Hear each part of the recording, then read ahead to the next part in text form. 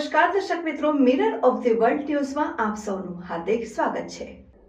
વડોદરા શહેર જિલ્લામાં મંદિરોમાં ચોરી કરીને તરખાટ મચાવતી મેડા ગેંગને ક્રાઇમ બ્રાન્ચે ઝડપી પાડી। શહેરની ગોલ્ડન ચોકડી પર વોચ ગોઠવવામાં આવી હતી। તેવામાં બે બાઇક પર 3 શખ્સો આવતા જણાતા તેમને રોકવામાં આવ્યા હતા। વડોદરા શહેર જિલ્લાના રાત્રિના સમયે મંદિરમાં પ્રવેશીને દાનપેટી તથા મૂર્તિઓની ચોરીના કિસ્સાઓ વધ્યા હતા, જેને ધ્યાને રાખીને વડોદરા ક્રાઇમ બ્રાન્ચ દ્વારા તપાસ હાથ લેવામાં આવી હતી। આ તપાસમાં દાહોદની મેડા ગેંગનો પર્દાફાશ થયો છે। આ મામલે પોલીસે 3 આરોપીને દબોચી લીધા છે અને તેમની પાસેથી રૂપિયા 5 લાખનો મુદ્દામાલ રિકવર કરવામાં આવ્યો છે। વડોદરા ક્રાઇમ બ્રાન્ચ દ્વારા તપાસ હાથ લેતા જ સીસીટીવી, ટેકનિકલ અને હ્યુમન રિસોર્સના આધારે તપાસ હાથ ધરવામાં આવી હતી। દરમિયાન 2 શંકાસ્પદ લોકો બાઇક પર દાહોદ તરફથી મંદિરમાં ચોરી કરવા માટે આવનાર હોવાનું જાણવા મળ્યું હતું, જેના આધારે ગોલ્ડન ચોકડી પર વોચ ગોઠવવામાં આવી હતી। તેવામાં બે બાઇક પર 3 શખ્સો આવતા જણાતા તેમને રોકવામાં આવ્યા હતા। તમામે પોતાના નામ ઉમેશ બચુભાઈ મેડા, રહે ગુલબાર ગામ ગરબાડા દાહોદ, ગોવિંદ દલસિંહભાઈ મચ્છાર, રહે સિમલિયા ખુર્દ ગામ ગરબાડા અને અજય બચુભાઈ મેડા, રહે ગુલબાર ગામ ગરબાડા દાહોદ હોવાનું જણાવ્યું હતું। તમામની અંગઝડતી કરતા તેમાંથી રોકડ, સિક્કાઓ, મૂર્તિઓ, યંત્રો અને લગડી મળી આવ્યા હતા। તેમની પાસે બાઇક અથવા વસ્તુઓની માલિકી અંગે કોઈ પુરાવા ન હતા। બાદમાં તેમની કડકાઈપૂર્વક પૂછપરછ કરતા તેઓ ભાંગી પડ્યા હતા અને વિતેલા 6 મહિનામાં વડોદરા શહેર, ભાયલી, ભરૂચ, પોર, કરજણ, અંકલેશ્વર, રાજકોટ, જેતલપુરમાં મોબાઈલ વાહન તથા મંદિર ચોરીના 22 ગુનાને અંજામ આપ્યો હોવાનું જાણવા મળ્યું હતું, જે મામલે સ્થાનિક પોલીસને સોંપવાની તજવીજ હાથ ધરવામાં આવી હતી। ઉપરોક્ત કાર્યવાહીમાં ઉમેશ બચુભાઈ મેડા, રહે ગુલબાર ગામ ગરબાડા દાહોદ, ગોવિંદ દલસિંહભાઈ મચ્છાર, રહે સિમલિયા ખુર્દ ગામ ગરબાડા અને અજય બચુભાઈ મેડા, રહે ગુલબાર ગામ ગરબાડા દાહોદની ધરપકડ કરવામાં આવી છે અને તેમની પાસેથી કુલ રૂપિયા 5.3 લાખનો મુદ્દામાલ જપ્ત કરવામાં આવ્યો છે। તમામને દબોચતા 22 ગુના ઉકેલાયા છે। અજજ મેડા સામે 4, ઉમેશ મેડા અને ગોવિંદ મચ્છાર સામે 3 ગુના અગાઉ નોંધાયેલા છે। આરોપીઓ ઘરની જગ્યાએ મંદિરને વધુ ટાર્ગેટ કરતા હતા। તેઓ ઘરમાં ધાડના મામલે લાંબો સમય જેલવાસ ભોગવી ચૂક્યા છે। મંદિરમાં રાત્રે કોઈ હાજર ના હોવાથી તેની પસંદગી કરવામાં આવતી હતી। પોલીસ આરોપી પહેલા મંદિરની રેકી કરતા તેની દાનપેટી ચકાસવા તેમાં સિક્કો નાખતા હતા। સિક્કાના અવાજ પરથી દાનપેટી કેટલી ભરેલી છે તે નક્કી કરવામાં આવતી હતી। કોઈના ભાગ ના આપવો પડે તે માટે પરિજનને જ ગેંગમાં રાખતા હતા। અગાઉના ગુનાની કોર્ટ મુદત સમયે તેઓ હાજર રહેતા હતા। આરોપી સોના ચાંદીના મૂર્તિને વધુ ટાર્ગેટ કરતા હતા, કારણ કે તેમાંથી રોકડ આવક થઈ જાય। ચોરીના વાહનો તે હાઈવે પર પાર્કિંગ તથા નાગરિકોના વાહન જોડે મૂકતા હતા। ભાગવામાં સરળતા રહે તે માટે મંદિરથી બાઇક દૂર મૂકવામાં આવતી હતી। સવારે રેકી કર્યા બાદ આખો દિવસ તેઓ રેલવે, બસ સ્ટેશન અથવા તો જાહેર બગીચામાં વિતાવતા હતા। તમે જાણો છો એમ વડોદરા શહેરમાં પાછલા દિવસોમાં ખાસ કરીને ધાર્મિક સ્થાનો એટલે કે મંદિર છે, દેરાસરો છે જૈનના, ત્યાં ચોરીના બનાવો ઘણા બનેલા છે।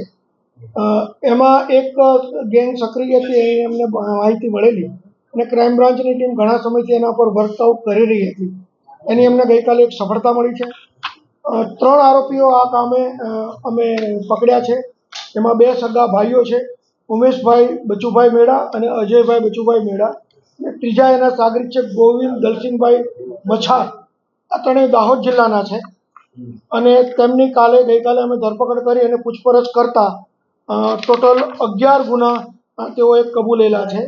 એમાં ખાસ કરીને વડોદરા શહેરના નવાપુરા, મકરપુરા અને અટલાદરામાં જે મંદિર ચોરીઓ છે એ છે, સાથે સાથે વડોદરા ગ્રામ્યમાં કરજણ, વરણામાં અને તાલુકા પોલીસ સ્ટેશનનું ભાયલી છે। વચ્ચે તમને ખબર છે કે હમણાં તાજેતરમાં પોરમાં પણ ચોરી થયેલી બળિયાદેવના મંદિરમાં, તો એ પણ આ ગુનાનો ભેદ આમાં ઉકેલાય છે અને સાથે ભરૂચ સિટીના 2 વાહન ચોરીના ગુના છે। આમ ટોટલ 11 ગુનાનો ભેદ ઉકેલાય છે।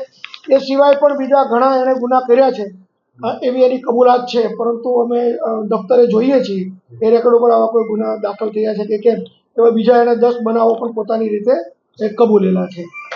જોવા જઈએ તો એમની પાસેથી ટોટલ અમને 5 લાખ ઉપરાંતનો મુદ્દામાલ મળેલ છે, જેમાં મોટરસાઇકલો 3 છે, રોકડ રૂપિયા 1,95,000 રૂપિયા જેવા છે, ચલણી સિક્કા છે, ચાંદીની અને સોનાની લગડીઓ છે અને પંચધાતુના જે જૈનના યંત્રો હોય એ પણ મળી આવેલા છે। અને આ બધો જે મુદ્દામાલ છે એ ખરેખર જે ચોરીમાં ગયેલો એ જ મુદ્દામાલ છે, એ ફરિયાદીએ ઓળખી પણ બતાવેલ છે। આ 3 આરોપીની ધોરણસરની અટકાયત કરી અને બરોડા સિટીમાં જે 5 ગુના દાખલ થયેલા છે એ પોલીસ સ્ટેશનોમાં પહેલાં સોંપવામાં આવશે। એ ગુનાના કામે એના રિમાન્ડ મેળવીને આગળની તજવીજ કરવામાં આવશે. વડોદરા શહેર જિલ્લા ઉપરાંત ભરૂચ બીજું કોઈ શહેર? ભરૂચ છે, બરોડા ગ્રામ્યના પણ છે, કરજણ છે, વડોદરા તાલુકા છે, એના પણ ગુના છે. ટોટલ 11 ગુનાનો ભેદ ઉકેલાય છે. રેકી કરતા હતા આ લોકો કંઈક આ લોકોની એમો એવી હતી કે દિવસ દરમિયાન આ લોકો કોઈ મંદિરો ખાસ કરીને ટાર્ગેટ કરતા હતા અને પહેલાં એ લોકોએ ઘરફોડ ચોરી કરવાની પણ કોશિશ કરેલી 2 વર્ષ અગાઉ, પરંતુ એમાં ઘરના માલિકો જાગી જતા એક ધાડનો ગુનો દાખલ થયેલો. એટલે આ લોકો પછી ખાસ કરીને જે મંદિરોમાં રાત્રે કોઈ માણસો ન હોય એ મંદિરને ખાલી કોઈ એટેન્ડન્ટ ન હોય, ચોકીદાર ન હોય એને ટાર્ગેટ કરતા હતા. અને ખાસ કરીને મંદિરો પણ એવા કે જે હાઈવે ઉપર હોય, સોસાયટીમાં ન હોય એ પ્રકારના મંદિરોને એ ટાર્ગેટ કરતા હતા. દિવસ દરમિયાન તેઓ રેકી કરતા હતા. મંદિરમાં જઈને જે દાન પેટી હોય, કારણ કે દાન પેટી લઈ જવાથી એને ઇઝીલી રોકડ રકમ મળી જાય, મુદ્દામાલ મળે તો એને વેચવાની એક પ્રોસિજર એને કરવી પડે પૈસા મેળવવા. તો ખાસ કરીને દાન પેટીને જે ટાર્ગેટ કરતા હતા એની એમો એવી હતી કે દાન પેટીમાં એ ચલણી સિક્કા નાખી અને વેરીફાઈ કરતા હતા કે આની અંદર જે દાન પેટી છે એ ભરેલી છે એ ખાલી છે, ભરેલી છે તો કેટલી ભરેલી, એનું એ અનુમાન કરી લેતા હતા દિવસ દરમિયાન અને રાત્રે પછી એ જ મંદિરને ટાર્ગેટ કરતા. ત્રણેય દાહોદના છે. જોઈએ, હજી તપાસ ચાલુ છે. રિમાન્ડ દરમિયાન કદાચ અન્ય કોઈ આરોપીઓની સંડોવણી જણાશે તો એની પણ ધરપકડ કરવામાં આવશે. બની શકે કોઈ એની સાથે બીજા સાગરીતો હશે, ગેંગ હશે તો પણ એ પણ તપાસ. પોલીસને કેવી રીતે સફળતા મળી? અમને આ ઘણા વખતથી એના ચહેરા મળી ગયેલા. આ પ્રકારની વ્યક્તિઓ છે એ રેકી કરવા આવતી હતી, પોલીસ વોચમાં હતી અને ગઈકાલે પણ આવો જ એક કામ કરવા માટે નીકળ્યા હતા. એ દરમિયાન ગઈકાલે અમને હાઈવે ઉપરથી મુદ્દામાલ સાથે મળી ગયા છે. ચોરી કરીને દાહોદ જતા એમના ઘરે જતા રહેતા. ખાસ કરીને ભરૂચમાં એમને જે જૂના કેસો ચાલતા હતા તો એ જ્યારે કોર્ટ કેસો હોય ને મુદતે આવતા હતા તો મુદત ભરીને જ્યારે પાછા દાહોદ જતા હોય તો આવી રીતે ગુનાને વારદાતને અંજામ આપતા.